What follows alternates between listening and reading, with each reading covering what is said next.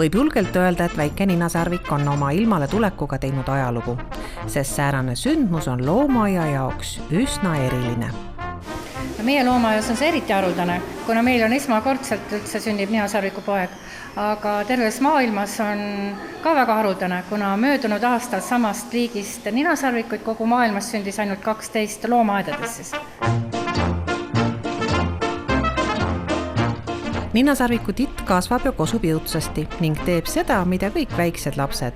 Hoiab emme lähedusse, sööb, magab ning uudistab maailma. Minu arvates tunneb ta ennast nagu üks korralik beebi peab tundma, magab hästi palju, siis kui ärkvel on, käib emmel järel, uudistab vähäval maailma ja eile hommikul, kui oli hästi ilus ilm, siis nad käisid ka korraks õues, pool tundi olid õues ja siis õnnelikud loomaaia külastajad nägid neid. Ninasarviku beebi jääb ema juurde loomaaias umbes 8 aastaks. Kui ta on 1,5 aastat vana, siis harjutatakse teda vaikselt emast eraldi olema omaette ja siis nagu rinnast võõrutamine toimub samal ajal. Looduses võivad nad elada koos emaga 4 aastat.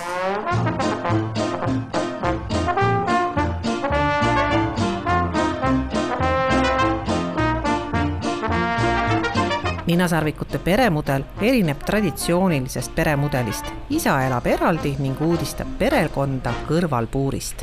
Isane ninasarvik on täiesti omaette, tema ema ja lapsega kokku ei saa. Ja see on täiesti normaalne, sellepärast, et looduses on ka isased ninasarvikud elavad omaette. Ja emana praegu väga kaitseb oma poega, isegi kõrvalpuuri ei taha isast lubada.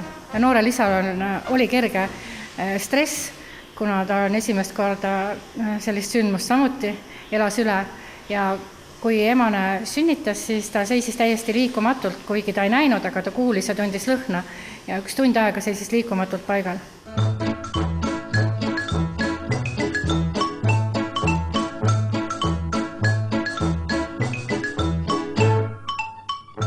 Ninasarviku beebi eest hoolitsemine on omamoodi väljakutse hooldajatele.